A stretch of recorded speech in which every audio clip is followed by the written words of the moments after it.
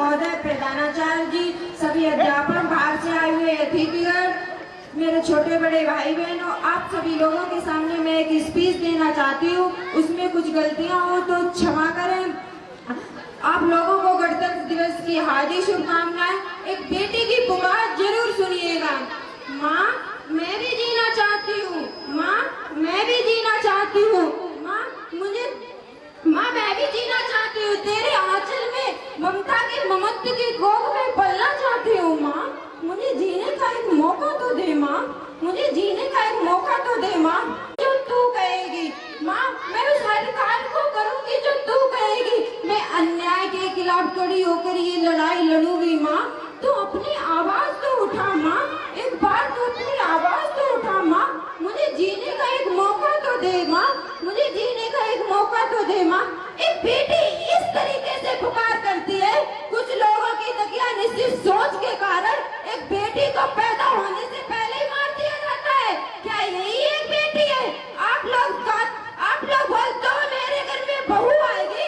जब बेटियों को पैदा ही नहीं होने दोगे तो कौन सी बहू लेके आओगे? जब बेटियों को पैदा ही नहीं होने दोगे तो कौन सी बहू लेके आओगे?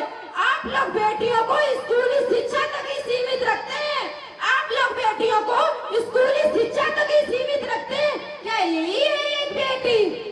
कौन सोचता है एक बेटी के बारे में? अगर एक बेटा शिक्षा प्राप्त करे तो सिर्फ एक परिवार का सदस्य शिक्षित होता है जनाब। अगर एक बेटा शिक्षा प्राप्त करे तो सिर्फ एक परिवार का सदस्य शिक्षित होता है जनाब। अगर एक बेटी शिक्षा प्राप्त करे तो संपूर्ण परिवार शिक्षित कर देती है, संपूर्ण परिवार। आप लोग बेटी को बोझ मानते हैं, कभी पिता के लिए, कभी भाई के लिए, कभी पति के लिए, कभी बेटे के लिए। एक बेटी को हमेशा बोझ माना जाता है। कभी उससे माँ बनना, पत्नी बनना, बहन बनना, बेटी बनना, ऐसे बंधनों में कैद कर दिया जाता है। उसे अपने उज्जवल भविष्य का निर्माण करने का एक मौका तक नहीं दिया जाता। क्या यही एक बेटी है? आप लोग बोलते हो बेटियां बोझ हैं, बोझ हैं। अरे मैं जीना चाहती हूँ बेटों की तरह, मैं जीना चाहती हूँ बेटों की तरह। इसे गद्दारी का इल्जाम न समझा जाए। आजकल के बेटे भी हो जाते हैं घर से रुखसत, आजकल के बेटे भी हो जाते हैं घर से रुखसत। बेटियों को घर का मेहमान न समझा जाए, बेटियों को ही घर का मेहमान न समझा जाए। आप लोग बोलते हो बेटियां क्या कुछ नहीं कर सकती। I am not only girl, I am lawyer. I am not only girl, I am doctor. I am not only girl, I am engineer. I am not only girl, I am pilot. I am not only girl, my life. आप लोग बेटियों को दहेज में उपहार देना चाहते हैं। अरे उपहार देना है तो शिक्षा का दीजिए, शिक्षा का।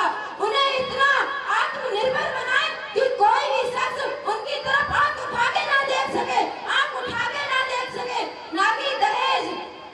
आप लोग बेटियों को बोलते हो कि बेटी एक बोझ है, बेटी एक बोझ है, बेटी को बोझ मानते हैं। जो भी कुछ बड़ा बड़ा देना होता है एक बेटे को ही क्यों मिलता है? एक बेटी को क्यों नहीं मिलता? इसीलिए खाओगे किसके हाथ की रोटियां? खाओगे किसके हाथ की रोटियां जब इन्हें पैदा ही नहीं होने दोगे? खाओगे किसके हाथ की रोटियां जब इन्हें पैदा नहीं होने दोगे? आजकल के बेटे भी हो जाते हैं घर से रुखसत, आजकल के बेटे भी हो जाते हैं घर से रुखसत। बेटियों को ही बोझ न माना जाए।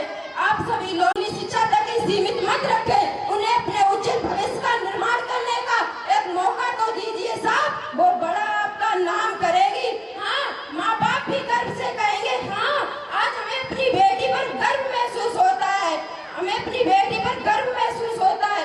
बेटियों, ऐसा करो कुछ अपनी जिंदगी में, ऐसा करो कुछ अपनी जिंदगी में कि माँ बाप भी गर्व से कहे हाँ, मुझे आज अपनी बेटी पर गर्व महसूस हो रहा है, मुझे आज अपनी बेटी पर गर्व महसूस हो रहा है।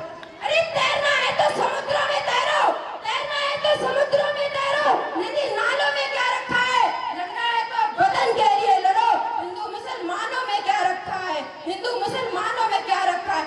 जिस तूफान में लोगों के हाशियाने उड़ जाते हैं, जिस तूफान में लोगों के हाशियाने उड़ जाते हैं, उस तूफान में तो हम लोग अपने कपड़े सुखाते हैं, उस तूफान में तो हम लोग अपने कपड़े सुखाते हैं।